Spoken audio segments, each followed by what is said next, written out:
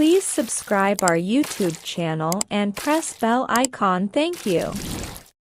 बिस्मिल्लाहिर्रहमानिर्रहीम। अस्सलाम वालेकुम all students, how are you? कैसे हैं आप सब लोग? उम्मीद करती हूँ सब खैरियत से होंगे। तो जी, आपकी एग्ज़ाम की तैयारी कैसी हो रही है? और आज जो है ना, मैं आपसे डिस्कस करूँगी कुछ डेफिनेशन जो आपके एग्ज़ाम में आपके लिए हेल्प आउट करेंगी।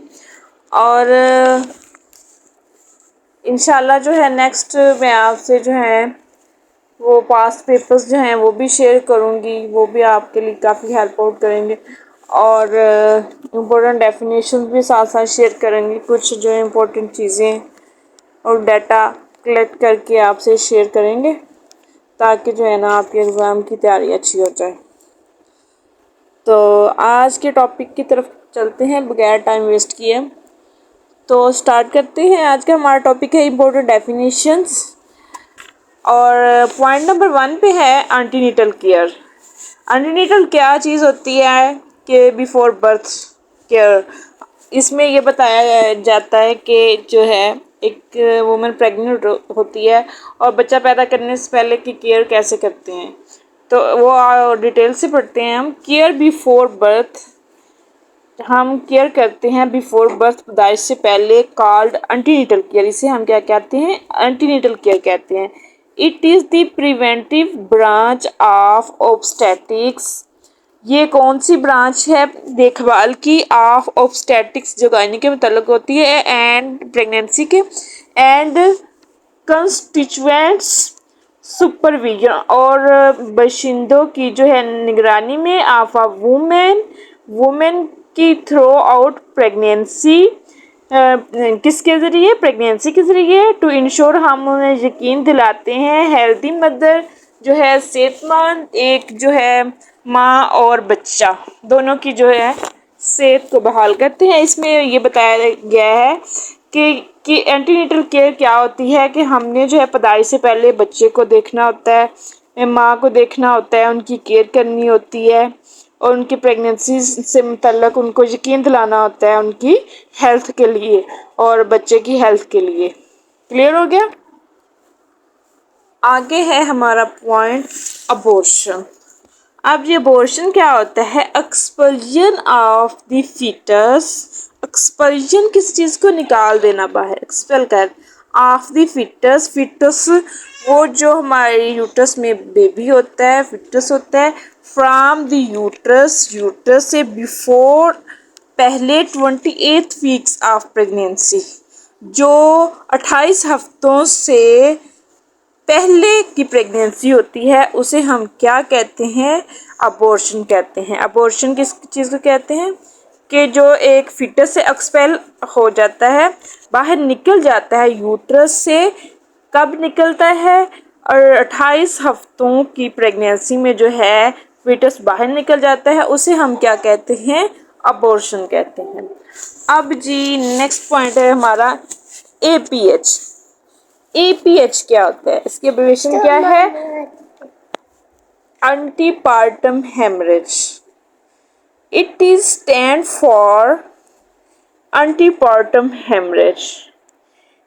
हम ये एंटीपार्टम हेमरेज में देखेंगे, देखभाल अंडरस्टैंड किस चीज़ के लिए कहता है। It is the defined as bleeding through vagina after 28 week of gestation, जो प्रेगनेंसी होती है, हमल होता है, एंड बिफोर बर्थ, और पैदाइश से पहले ऑफ बेबी, बच्चे की। अब इसमें ये बताया गया है कि it is defined as a bleeding, जो है ब्लीडिंग होने लग जाती है वजाइना से 24 हफ्ते की प्रेगनेंसी में।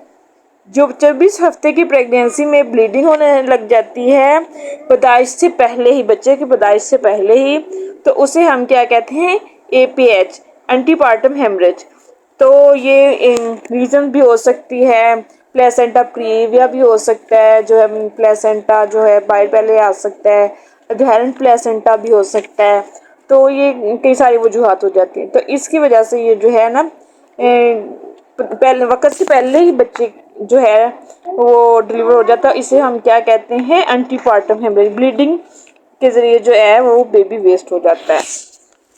और कुछ जो हैं 28 वीक्स में जो है इसे जो हम एंटीपार्टम हेमरेज कहते हैं, जो ब्लीडिंग के ज़रिए अबॉर्शन उसे कहते हैं।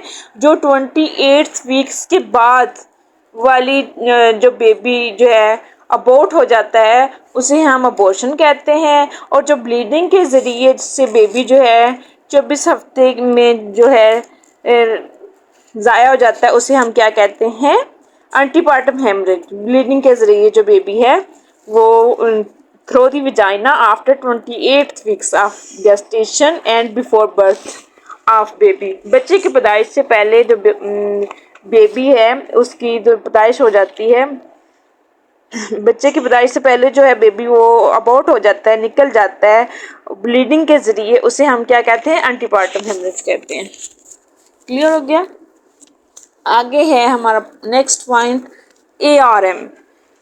अब ARM क्या होता है? अब इसे कहते हैं कि artificial rupture of membrane. Artificial मसनूई तरीके से रप्चर करते हैं, तोड़ते हैं ऑफ मेम्ब्रेन को, जो एक झिल्ली होती है एमनियोटोमी।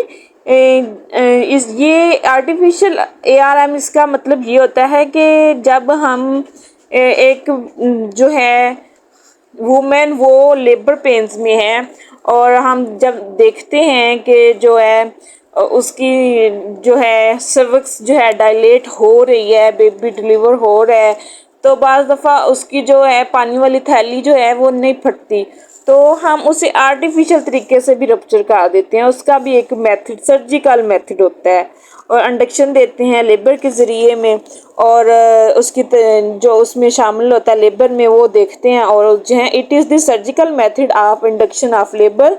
हम सर्जिकल मेथड के ज़रिए से जो है लेबर में शमूलियत करती है चीज़ें, उसे जो है हम उसके ज़रिए ARM कर देते हैं।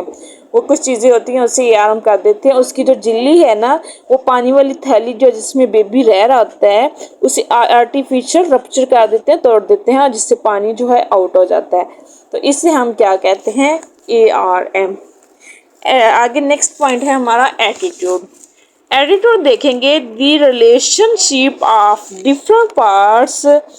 जो हमने देखना है रिलेशनशिप ऑफ डिफरेंट पार्ट्स, जो मुख्तलिफ पार्ट्स होते हैं ऑफ फिटस के, बच्चे के, with each other is called attitude.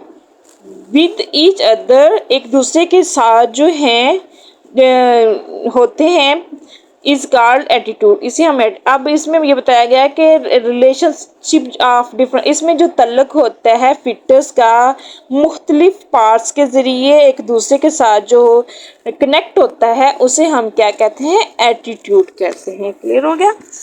आगे है नेक्स्ट हमारा पॉइंट ऑफ गास्कोर।